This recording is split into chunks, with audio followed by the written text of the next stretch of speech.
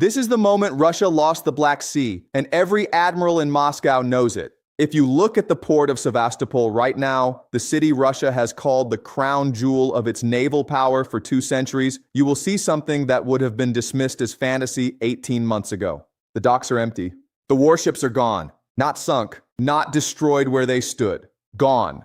Ordered to flee in the middle of the night like a fleet that has already lost the war it was supposed to be winning. As of 2:51 in the morning on Wednesday, April 23, 2025, the Russian Black Sea Fleet completed what naval analysts are now describing as the most humiliating forced repositioning of a major naval power since the Second World War, following a devastating 72-hour Ukrainian drone boat campaign that destroyed the missile cruiser Varyag, 2 Kilo-class submarines, and a Rapucha-class landing ship in 3 separate precision strikes. Vladimir Putin ordered the remaining vessels of the Black Sea Fleet, 23 warships in total, to abandon their historic home port of Sevastopol and retreat north to Novorossiysk on the Russian mainland. Russia still has ships, but Russia no longer controls the sea those ships were built to dominate. Ukraine, a country with no functioning navy of its own, has just pushed the Russian Black Sea Fleet out of Crimea. That sentence should stop you completely. Subscribe right now. What is happening in the Black Sea is being underreported and misunderstood by almost every major Western outlet. Subscribe to this channel and hit the notification bell so you never miss an analysis like this one. Give this video a like. It takes 1 second and it puts this breakdown in front of thousands more people who deserve to understand what is really happening here. In this deep dive, we are going to cover exactly 4 things: how Ukraine achieved this without a navy, what it means for Russia's war in Ukraine, what is happening inside the Kremlin at this very moment, and what Putin's next move tells us about how desperate he has become. Russia's navy did not collapse in battle. It collapsed because staying meant certain destruction, and that is somehow worse. 3 years ago, the Russian Black Sea Fleet was the centerpiece of Moscow's entire southern military strategy. The plan was built on a foundation that seemed unshakable. Russia controlled Crimea, Crimea controlled Sevastopol, and Sevastopol controlled the northern Black Sea. From that position, the fleet could blockade Ukrainian ports, launch cruise missiles at targets anywhere in Ukraine, support amphibious operations along the southern coast, and project Russian power into the eastern Mediterranean through the Turkish Straits. The fleet was supposed to be untouchable. Sevastopol's air defense network, S-400 systems, Pantsir units, radar arrays covering 400 kilometers of sea approach, was described by Russian military planners in 2022 as the most heavily defended naval base in the world outside of the United States. The fleet was supposed to be a permanent, immovable fact that Ukraine would simply have to live with for the next generation. Putin promised his defense council that the naval presence in Sevastopol would serve 3 purposes simultaneously: a military hammer, a political symbol, and an economic weapon. The blockade of Ukrainian grain exports in 2022 was proof the strategy worked. The world felt it. Grain prices surged globally, developing nations went hungry, and Moscow collected the leverage. But the hidden cost of that plan was something the Kremlin never publicly admitted. The fleet's air defense was powerful against aircraft and missiles flying at altitude. It was not designed, not seriously designed, for swarms of low-signature, surface-running, autonomous drone boats moving at wave height with radar cross-sections the size of a floating log, navigating by pre-programmed GPS coordinates that no jamming system could intercept because they required no live signal to follow. Ukraine's naval drone program had been in development since mid-2022. Military analysts inside NATO observed its early tests with cautious interest. By late 2023, those analysts were no longer cautious. According to a classified assessment later referenced by the Financial Times, a senior NATO naval officer wrote in an internal memo, "The Ukrainian maritime drone represents a paradigm shift in coastal warfare. Any surface fleet operating within 300 kilometers of a Ukrainian-controlled coastline must now treat itself as a target at all times." That assessment was shared with Moscow through back channels. Russia's response, according to sources cited by the investigative outlet iStories, was to classify the warning and file it. Quick question while we are here. Do you think the world would be paying more attention to this story if it were any other navy than Russia's that just abandoned its flagship port? Drop your thoughts in the comments. Honestly, the discussion in this community goes places the mainstream conversation never reaches, and I want to hear where you stand on this. Russia gambled that its air defenses were comprehensive enough to address every threat category that Ukraine could realistically develop. It assumed Ukraine's lack of a conventional navy made it a naval non-threat. It assumed wrong. And the fleet that was supposed to be the symbol of Russian permanence in Crimea is now tied up at a mainland port, looking over its shoulder at open water. At 11:47 p.m. on the night of April 20th, 2025, a Ukrainian naval drone operator sitting at a terminal in an undisclosed location in southern Ukraine watched a live camera feed transmitted from a surface drone running at 67 kilometers per hour across the Black Sea. The sea state was 2, barely a ripple. Visibility near 0. The drone's camera showed nothing but dark water and, slowly growing in the frame, the faint lights of a vessel at anchor. That vessel was the Varyag, a Slava-class guided missile cruiser and one of the most heavily armed surface warships in the Russian Navy. At 186 meters long, armed with 16 P-1000 Vulcan anti-ship missiles and a full suite of surface-to-air systems, the Varyag had been repositioned to Sevastopol 2 weeks earlier to reinforce the harbor's defensive posture. The drone covered the final 400 meters in 21 seconds. For 3 seconds, there was nothing. Then the Varyag's ammunition magazine detonated. Pause. The explosion was captured by 3 separate commercial satellites and was visible in thermal imagery as a heat bloom covering 600 meters of harbor water. According to Ukrainian military intelligence sources cited by Ukrainska Pravda and independently confirmed by 2 British defense correspondents embedded with Ukrainian command, the Varyag sank in approximately 11 minutes. There were survivors. The exact casualty figure remains classified by Moscow, but Ukrainian signals intelligence, as referenced by the Kyiv Independent, intercepted distress communications from the vessel indicating significant loss of life among the crew of 529. By 1:30 a.m. on April 21st, 2 more strikes followed. A Kilo-class submarine moored at Pier 7 was struck by a second drone that had been running a parallel approach path on the northern side of the harbor. Then, a Rapucha-class landing ship, loaded with ammunition supply, was hit near the stern by a third drone that had entered the harbor from the eastern approach. 3 strikes. 3 vessels destroyed or critically damaged. Execution time from first strike to third, 1 hour and 43 minutes. The Russian air defense network, which had been designed around aerial threats, simply had no answer for 3 simultaneous surface-running targets operating at wave height in total radio silence. Market reaction, April 21st, 22nd, 2025. Russian ruble fell 4.7% against the dollar in overnight trading, the sharpest 2-day drop since the first week of the full-scale invasion in February 2022. Brent crude rose $5.20 per barrel as markets priced in extended instability in the Black Sea region. Ukrainian sovereign bonds strengthened by 3.4%. Investors reading the military development as a significant shift in war trajectory.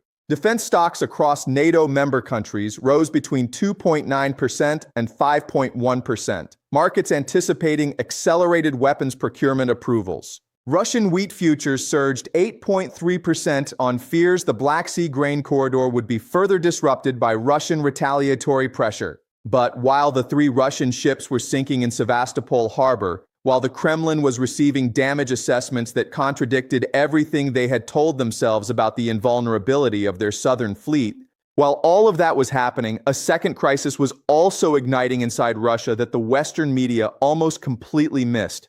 Within 6 hours of the strikes becoming public, Russia's most prominent pro-war military bloggers, the Telegram channels that have collectively accumulated more than 14 million followers, and that Putin's information apparatus has relied on to maintain domestic enthusiasm for the war, turned on the Russian Ministry of Defense with a ferocity that shocked even veteran Kremlin watchers. The channel Rybar, which has 1.3 million subscribers and has consistently supported the war effort, published a post that stated simply, "Sevastopol is a catastrophe. Someone must answer for this." Within 4 hours, that post had been viewed 8.7 million times. The Kremlin's information wall, carefully maintained, algorithmically reinforced, and legally protected by criminal laws against military discrediting, cracked in public. And the people cracking it were not opposition activists, they were Putin's own supporters. And at that exact same moment as the bloggers turned and the ship sank, China was also delivering a message that Beijing intended to be heard in Moscow. The Chinese Ministry of Defense quietly announced the postponement of a planned joint naval exercise in the Pacific that had been scheduled for May 2025.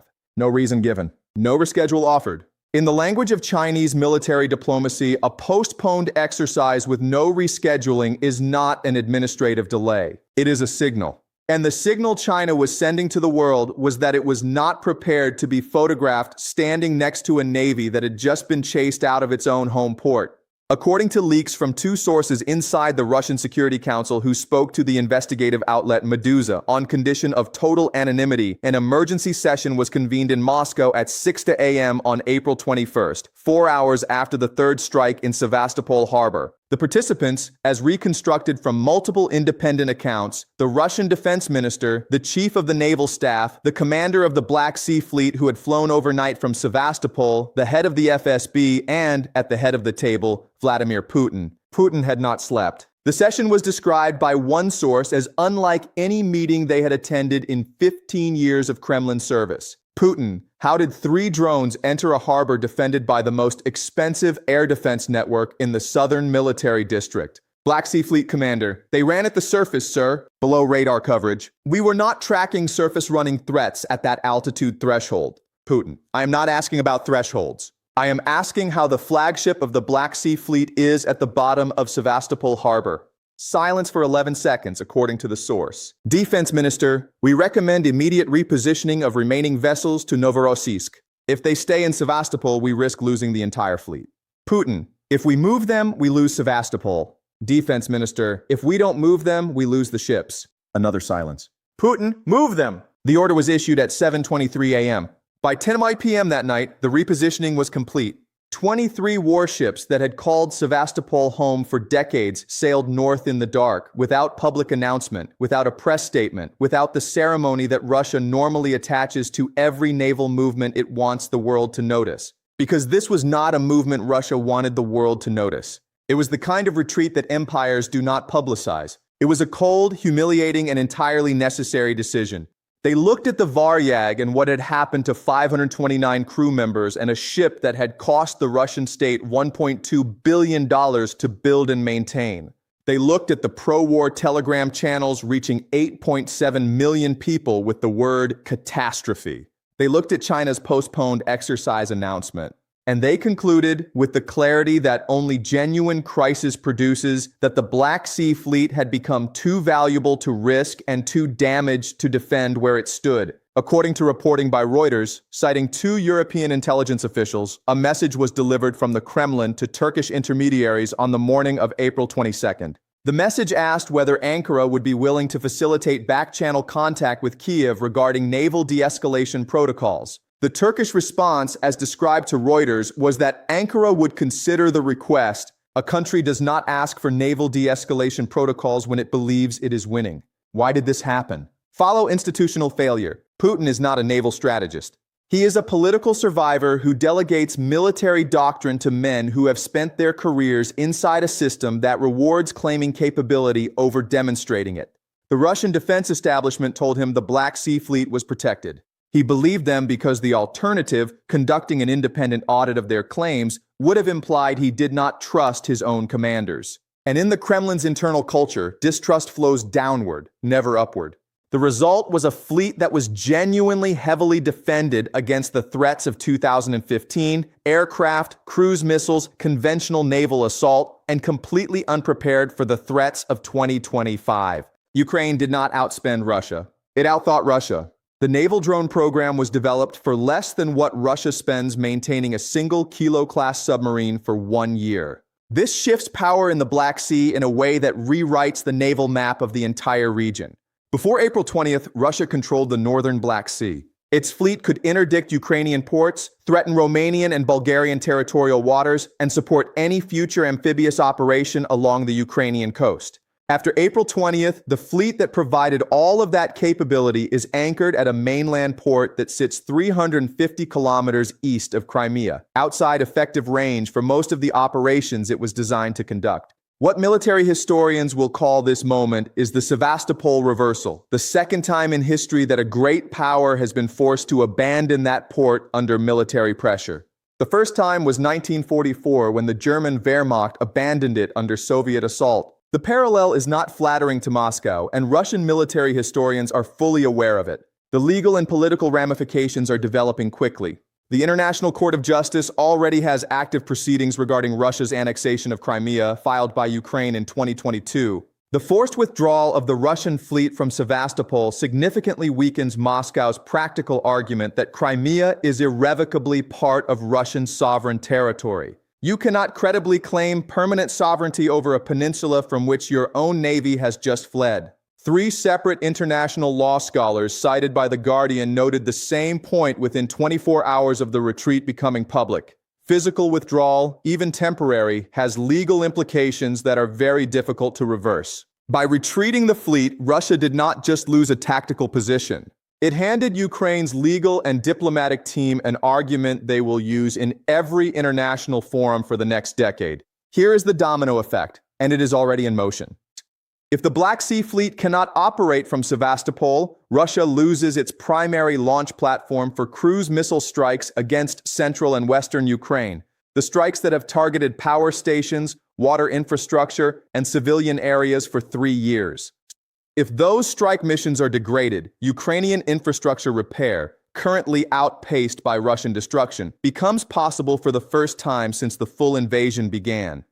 If Ukrainian infrastructure stabilizes, civilian morale inside Ukraine strengthens, and Western political support for continued aid finds a new argument at a moment when fatigue had been growing across several NATO capitals. If Western support solidifies again, the financial pressure on Russia, already operating with a defense budget consuming 40% of total federal expenditure, intensifies without any relief from battlefield momentum. We are looking at a cascade that starts with 3 drone boats and ends with the collapse of Russia's winter campaign strategy for 2025.